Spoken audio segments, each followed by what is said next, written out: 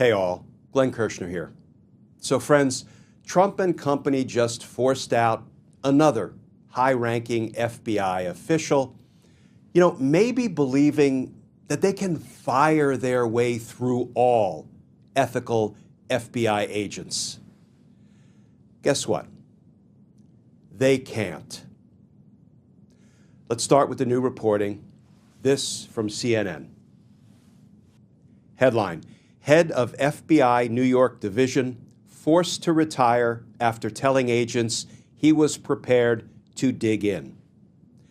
And that article begins, the top special agent overseeing the FBI's largest field office has been forced to retire, according to an email he sent to colleagues and obtained by CNN.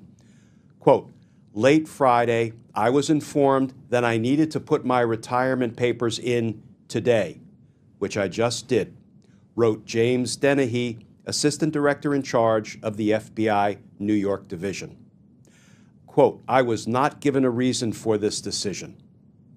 As CNN reported, Dennehy sent an impassioned message to the workforce last month amid reports of potential mass firings at the FBI. And this message from Dennehy to his FBI colleagues in New York last month, quote, today, we find ourselves in the middle of a battle of our own, as good people are being walked out of the FBI and others are being targeted because they did their jobs in accordance with the law and FBI policy, Dennehy wrote last month, adding that he was preparing to dig in.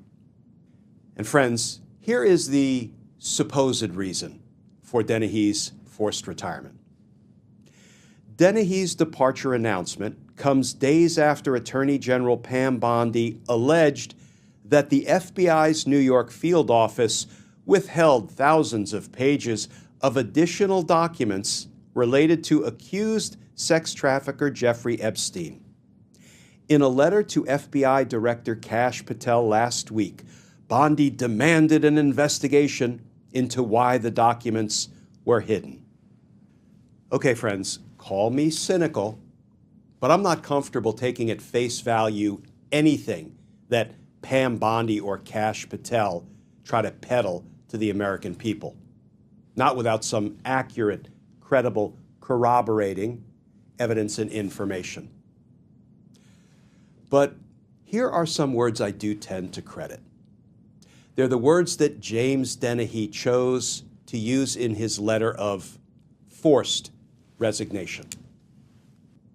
Late Friday, I was informed that I needed to put my retirement papers in today, which I just did. I was not given a reason for this decision.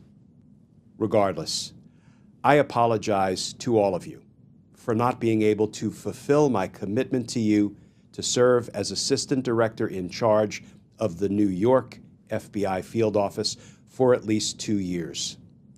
But as I leave today, I have an immense feeling of pride to have represented an office of professionals who will always do the right thing for the right reasons, who will always seek the truth while upholding the law, who will always follow the facts no matter where they lead and be unapologetic about it, who will never bend, break, falter, or quit on your integrity, who will always handle cases and evidence with an overabundance of caution and care for the innocent, the victims, and the process first, and who will always remain independent.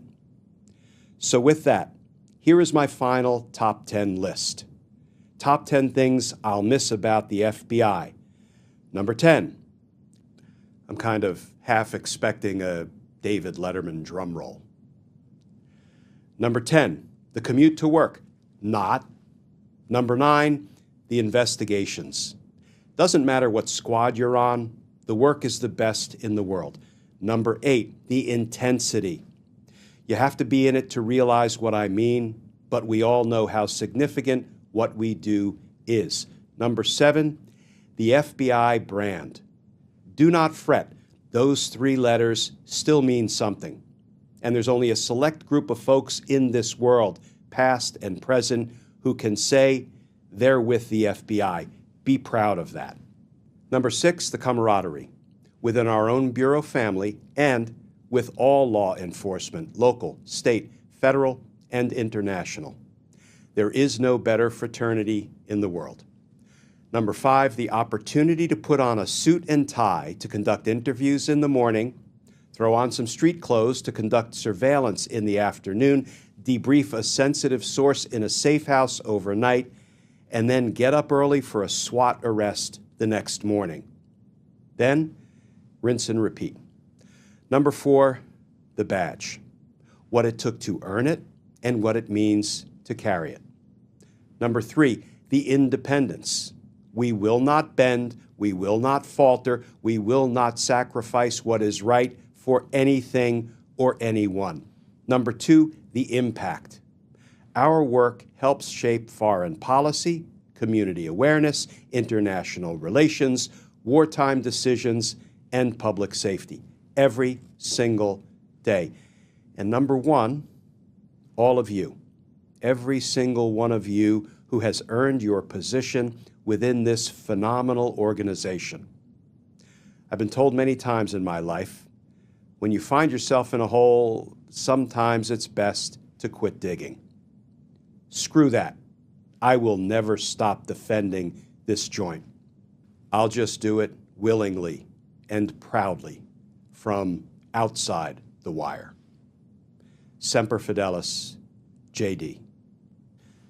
The Semper Fi at the end there is no doubt a nod to Dennehy's 7 years in the Marine Corps before he joined the FBI.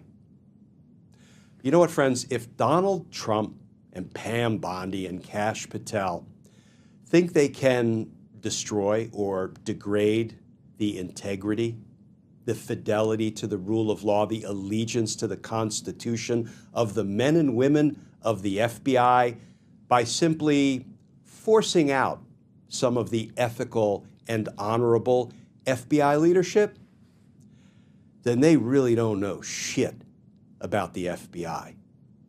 Because I can promise you, friends, that to the thousands and thousands of FBI special agents, justice matters. Friends, as always, please stay safe. Please stay tuned. And I look forward to talking with you all again tomorrow.